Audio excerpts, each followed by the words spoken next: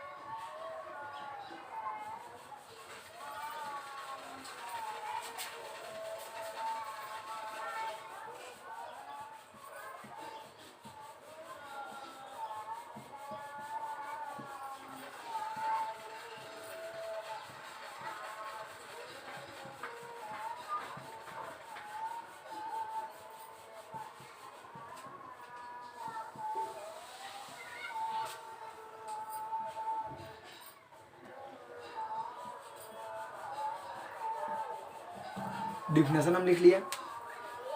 किसी तत्व में उपस्थित इलेक्ट्रॉनों को उनके कक्षकों में वितरण की घटना इलेक्ट्रॉनिक विन्यास कहलाता है। जो कोई तत्व हो उसमें कक्षक सामान्यतः कक्षक जो होते हैं वो एस, पी, डी और एफ, ये 4 ब्लॉक में बटे होते हैं। तो सबसे पहले हम S, P, D, F 4 block में बटे होते हैं, तो हम कैसे इलेक्ट्रॉनिक विन्यास निकालेंगे। तो सबसे पहले इलेक्ट्रॉनिक विन्यास निकालने के लिए आप बोर्ड कलम कॉपी से एक लिख पर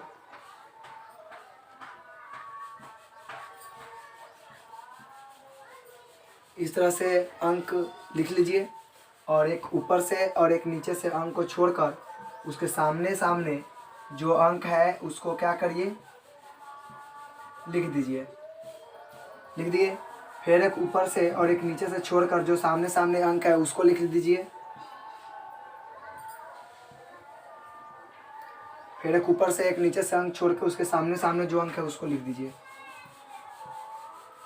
और जो पहला है पंक्ति उसमें हमको एस भरना है, दूसरा में पी, तीसरा में डी और चौथा में एफ।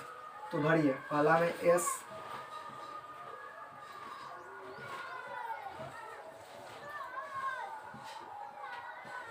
दूसरा में पी,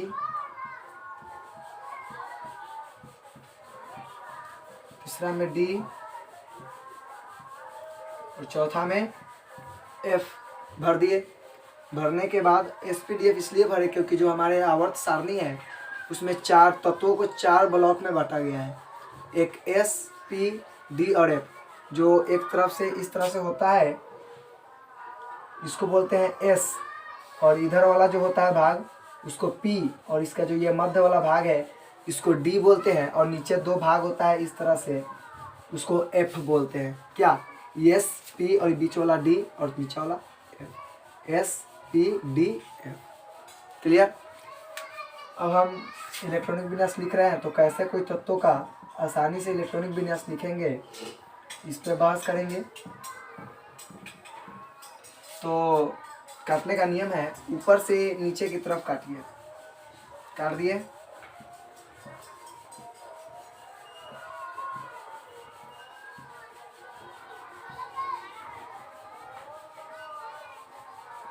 ऊपर से कहाँ काटना है, नीचे की तरफ। ऊपर से नीचे की तरफ काट दिए और जो जो कटा है उसको पहले लिखिए।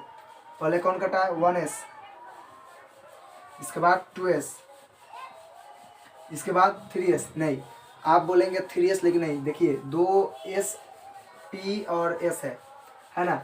तो ऊपर से तीर आएगा तो सबसे पहले किसको लगाएगा, 2p को, तब ना 3s को। तो पहले कौन लिखेंगे, 2p तब 3s, 2p 3s, फिर क्या लिखेंगे इसमें 3p 4s, 3p 4s। लिखने के बाद इस तरह से आप डॉट डॉट डॉट आगे की तरफ लिख सकते हैं। अब आप लिख समझ गए तो लिखिए लीजिएगा। अब बात करते हैं हम इलेक्ट्रॉनिक विन्यास कोई तत्व का कैसे लिखेंगे। तो इलेक्ट्रॉनिक विन्यास लिखने से पहले कोई तत्व में कितना इलेक्ट्रॉन है इस बात की जानकारी आपको होनी चाहिए। तो आप कैसे जानिएगा कि कोई तत्व में कितना इलेक्ट्रॉन है, तो इसका कोई ज़्यादा भारी भरकम नियम नहीं है। सिंपल सा वर्ड हम बोले तो कोई तत्वों का जितना परमाणु संख्या होता है उतना ही उसमें इलेक्ट्रॉन की संख्या होता है।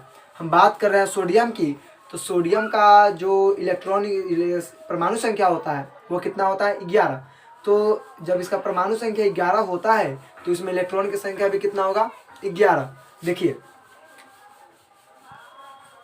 11 इलेक्ट्रॉन है, तो पहले क्या आया है 1s, तो लिखिए s पर कितना इलेक्ट्रॉन होता है, 2। ठीक है, आपको हम नहीं बताया शायद, सॉरी, s पर कितना इलेक्ट्रॉन कैसे होगा, अफबाउ सिद्धांत है ये, अफबाउ प्रिंसिपल होता है ये। तो अफबाउ ने sp-df पर इलेक्ट्रॉन निकालने के लिए 4n-2 फार्मूला दिया था, और s के लिए फ्रॉम s फॉर s के लिए n का मान जो है वह 1 रखते हैं,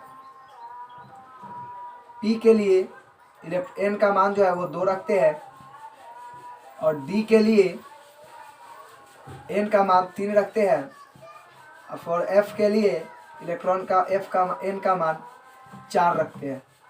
क्या, तो आप इस के लिए 1 रखिएगा मान, तो 1 रखिएगा तो 4 में 1 से गुना करेंगे तो 4, जैसे फॉर्मूला होता है 4n-2, n के मान तो 1 है और -2, तो 4 को 1 से गुना करेंगे तो 4, और 2 घट जाएगा तो कितना हो जाएगा, 2। मतलब s में कितना इलेक्ट्रॉन होगा, 2।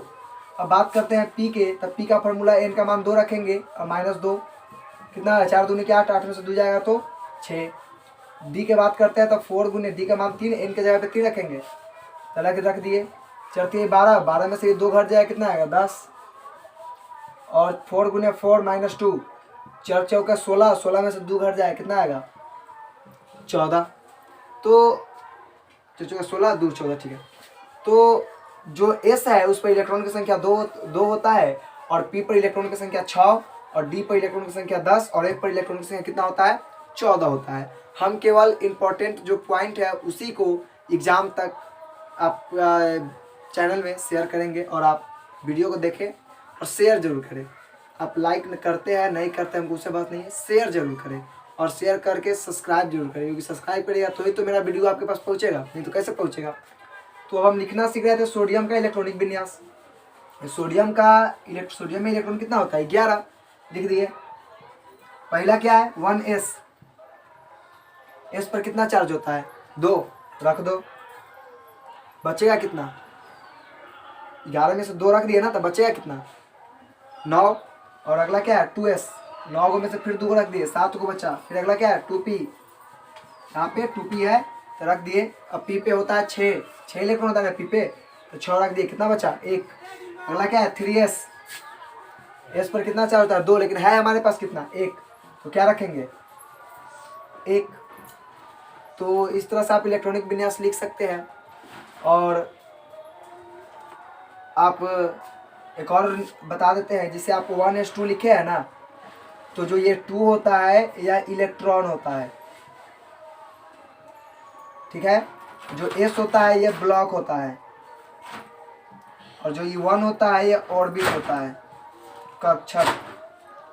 क्या, तो आप इलेक्ट्रॉनिक विन्यास इस तरह से निकाल सकते हैं। अब इसमें बहुत से ऐसे नियम है, इसका पार्ट भी है अभी बहुत, अभी तक खैर नॉर्मल पार्ट है, जो छोटा सा बात हम पढ़ लिए। इसमें और भी कुछ नियम है, जैसे 12वीं कक्षा का इलेक्ट्रॉन, कोर इलेक्ट्रॉन, संयोजी इलेक्ट्रॉन, उप संयोजी इलेक्ट्रॉन, इस तरह से कोर इलेक्ट्रॉन सब पढ़ना है। तो संयोजकता क्रम इस तरह से पढ़ना है हमको इसमें।